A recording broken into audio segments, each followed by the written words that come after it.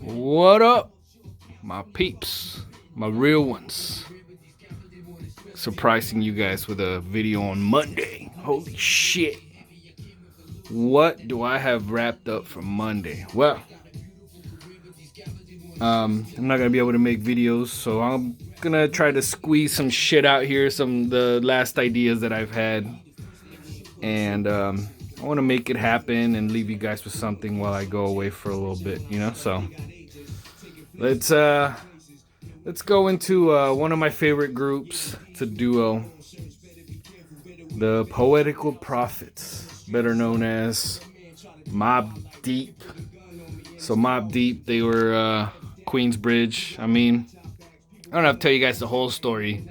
You know, they're a couple of dudes from Queens, Queensbridge to be more specific, and they were heavy hitters in the 90s. They hit real big on the East Coast at a time when the East Coast was basically second fiddle to the West Coast. And I wasn't big on them at the time. I got big on them later on in the 2000s, like way after everything was over, because then the internet came out and I got my hands on more of their music. Then I started buying their albums, and as you saw in my CD video, I got all their shit, basically, like even some like underground mixtapes and that kind of shit. So I'm gonna go through their albums in order, and we'll see how their story kind of came about. I know their story more or less. I don't know every little detail, but you know. So in the late 80s, early 90s, Havoc and Prodigy got together to record music and shit. And then they got signed to a label called Fourth and Broadway. And they released Juvenile Hell, which it was a big flop. They were thoroughly disappointed with it. I mean, they were children, basically. They were like late teens when they recorded all this shit, and I think it's a very good effort, to be honest. For their age, this is very, very good. I still think it holds up, to be honest. It might not be what maybe the mainstream wanted, and when you compare it to other albums from the times, like, you know, Nas's Illmatic came out right after this, and yeah, you know, this looks like a big flop, and it really was. I mean, it didn't sell at the time that it came out, but it's still not a bad record. If you decide to ever listen to this, you'll see that it's still not a bad record. It's not their sound that you're used to. It's more like the early 90s sound, more like the boom bap type shit, and I think it's good. I mean, I think Peer Pressure is a good song, which I think that was their lead single from this. And yeah, so right after this shit got flopped, after that shit flopped, they got dropped from the label, and then they had to go from square one all over again. And they hung around with people like Puffy and the Bad Boy Camp, you know, amongst others. I was just watching something on Havoc, which is pretty much what motivated me to make this video, where he's talking about he like shot somebody on the right in front of the Def Jam building, and DMC from Run DMC saw it and freaked them the fuck out. So yeah, that's what happened. So, you know, after that, you know, they got their little they got their block all souped up behind them, and like I said, Illmatic came out, and Illmatic pretty much made them irrelevant for a second, right? So they geared up. They got a second chance from Steve Rifkind of Loud Records, which I've mentioned on these videos lots of times. Loud Records, great label. And they came out with the infamous Mobb Deep. Well, it's just the infamous. This is basically a 180 from Juvenile Hell. Juvenile Hell was pretty childlike, but this is like them being like straight up thugs, you know what I mean? Like some gangster shit goes down on this. There's a skit on here where Prodigy's just talking mad shit for like 5 minutes, and he talks about beating the shit out of people and don't fuck with him, that type of thing. And oh shit. And what was really good about this album is that well, not only did the production get better, they had hits. I mean, Shook One's Part 2 is on this. Come on. Shit. Survival of the Fittest, Eye for an Eye. Whew. I mean, those are fucking joints right back at you. Oh my god. Like, everything on this album is dope. This is, in my opinion, this is their best album. And there's like whole documentaries just about this album. And it's right up there with Illmatic, in my opinion. If not, could be even better. I mean, you may not agree, but I think so. I think it's just as good as Illmatic. But yeah, so another thing that was really cool about this album is that they got some features. They were able to get Nas on here, like on Eye for an Eye. Nas is on that. Raekwon's on it. Raekwon made it on another track. I don't remember which one, but yeah. So yeah, this is a great album. You really need to cop this one. This is just like some repress. I think it's the MOV, the music on vinyl. And yeah. So right after that album came out, a couple other homeboys died in a car accident. I guess they took Prodigy's SUV out. I think it was like a Tahoe or a Suburban or some shit. And they flipped it on the highway. And a couple of his boys died. He had these homeboys, they call them the twins, Gambino and Scarface. And I think Scarface died. And, you know, I think another one of them died. Havoc's brother died. And, like, there was, like, a whole lot of bullshit going on at the time. So they named their second album Hell on Earth. Or, actually, did I say second? This is their third album. I'm sorry. Hell on Earth. So Hell on Earth is pretty much a continuation of the infamous. It's just as good, just as gritty, just as grimy, just as dirt, just as gutter. And they kept it going, man. Like this album and that album, like they didn't miss any steps. I'd say this is their second best album. And it's only their second best because that one has Survival of the Fittest and Shook One's Part 2. Shook One's Part 1 is only on singles and on that Nutter Butters album that it's an EP that I do have, and I believe I've shown it before. I got a shitty copy of it. The sleeves all fucked up, but anyway, yeah. So yeah, Hell on Earth, man, this one's got let me see, what are the tracks on this one? Let me go through some of these tracks. Oh, Drop a Gem on them. Good thing that's the first one I saw. So at the time that this came out was 1996. If you're my age, 1996 is significant in hip-hop. Mostly because that was pretty much the last year that Death Row was on top. And that was the year that All Eyes on Me came out. And right after All Eyes on Me, Tupac dropped Hit 'Em Up, going on all New York. And the Dog Pound dropped New York, New York, where they're toppling buildings and shit. And Mobb Deep took it personal. And they released a track called LALA with Capone and Noriega.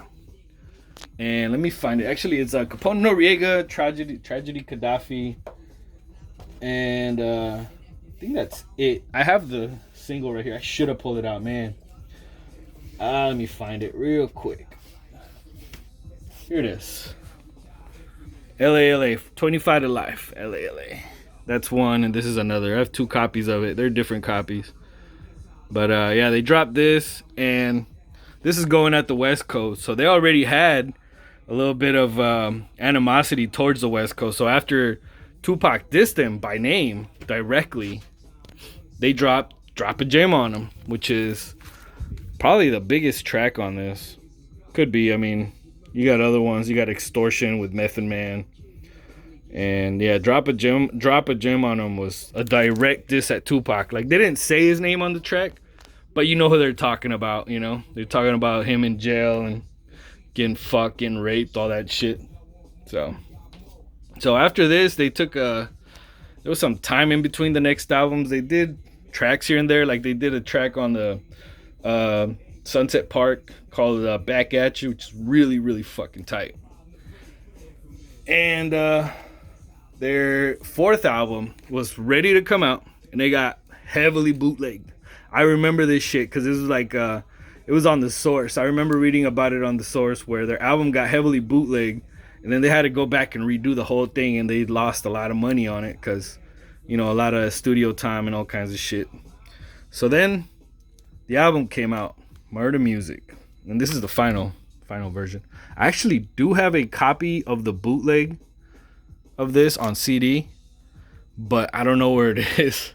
I have it on the case and everything, but the CD doesn't work anymore, which is sad because that's a really good fucking bootleg to have. That one's probably worth a lot of money.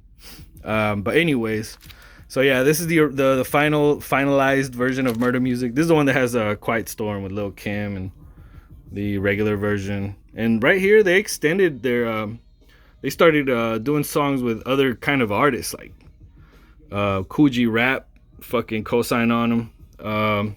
8 Ball from 8 Ball and MJG. So they started, you know, getting more well known. And I mean, of course, fucking Shook ones really just shot him into the limelight. So yeah, that album, it's a good one. So far, all their albums are fucking great. 4.5 to 5 micers. Everything so far. Even Juvenile Hell, I would give that one. I'd give that one 4 mics because I think it's still good. So after this, Prodigy pretty much wanted to try his own shit, and he dropped HNIC Part 1. Which this, out of everything I've shown you so far, this is the only original pressing that I have from Mobb Deep. Well, you'll see what I'm talking about later. But yeah, HNIC, great album. This is some of Prodigy's best work, including Mobb Deep. I mean, this one's got a lot of fucking very personal shit. Like the song Genesis, Can Never Feel My Pain. You Can Never Feel My Pain, that one right there. Fucking HNIC, you know. There's a lot of really, really, really great tracks on this. I just listened to it over the weekend. I don't know, I just been like on a Mobb Deep kind of roll, so yeah. That's a 5 micer right there. Easily. And I have the RIP version, which was repressed right after Prodigy died, which I haven't gotten to. But of course, everybody knows Prodigy passed away in 2017, but it's neither here nor there. This is the single Keep It Thorough on Picture Disc, which I just wanted to show it off. It's really dope. It's a really dope single to have. The instrumental is amazing. And then we go to Infamy. So Infamy was their last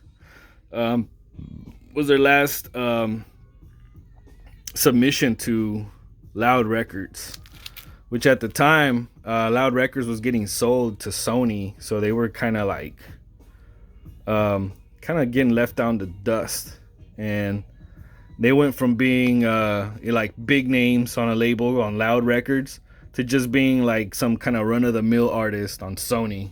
And they didn't fuck with that, so they asked to get released from the label after this, and they did. And they became free agents, and thus they released an album called Free Agents Volume 1, which is more or less a mixtape.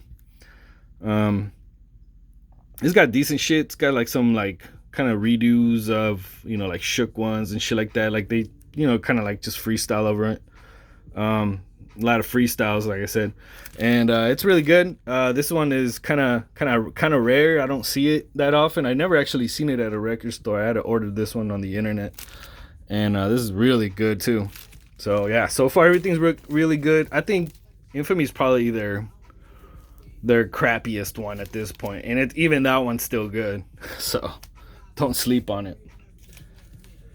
So after they were free agents, they got picked up.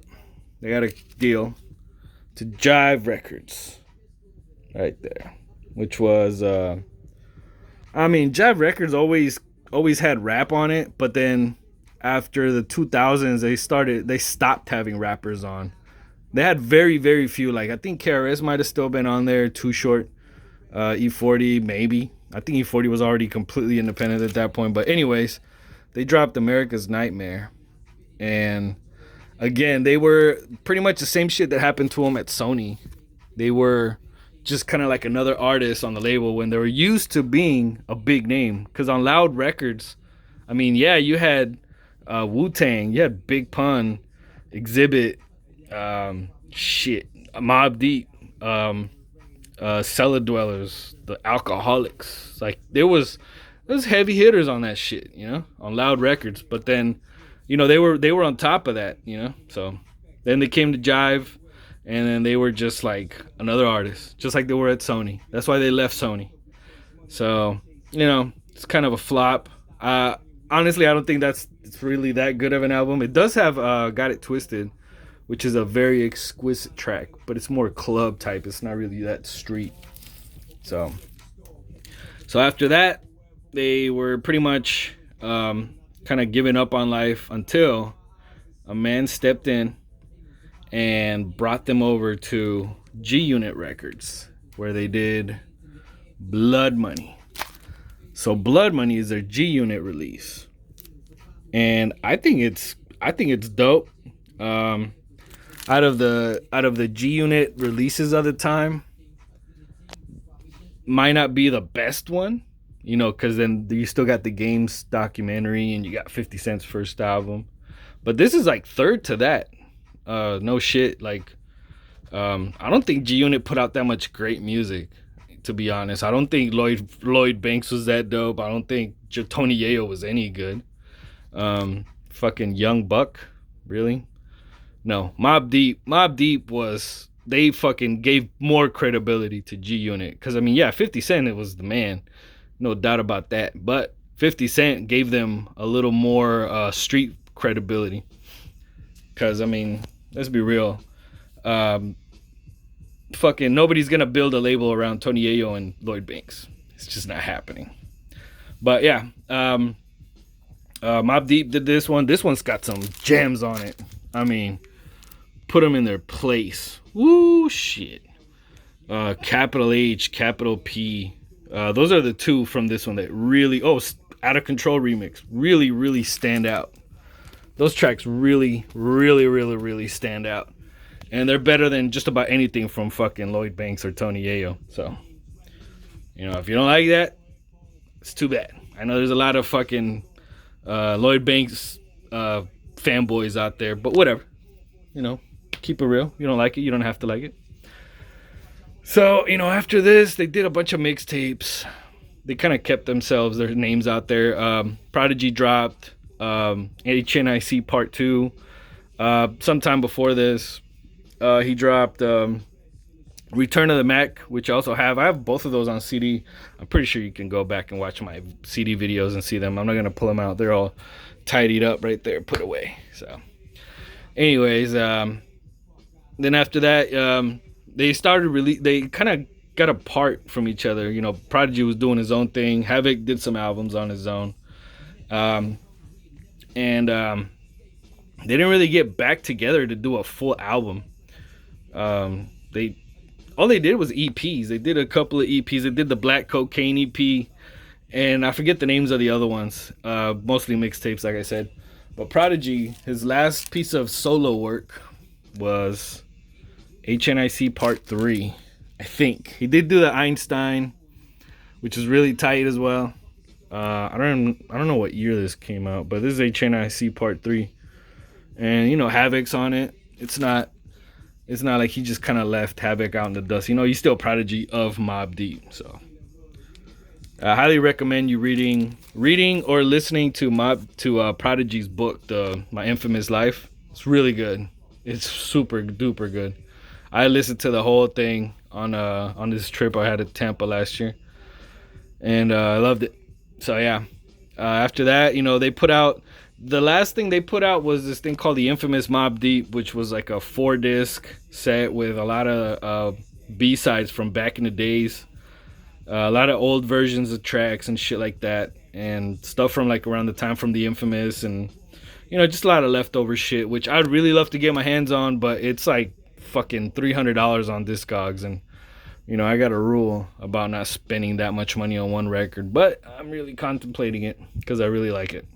So yeah, all in all, Mobb Deep, I'd say they're my second favorite group next to the Dog Pound, but that's a close second. because I love the Dog Pound. Dog Pound is, some shit from my childhood. Mobb Deep, they just super grew on me over the years, and highly recommend all their music. They got a story behind them. They did a movie. It was called Murder Music. I think that's what it was called, Murder Music, the movie. And I watched it, and it was, it's a hood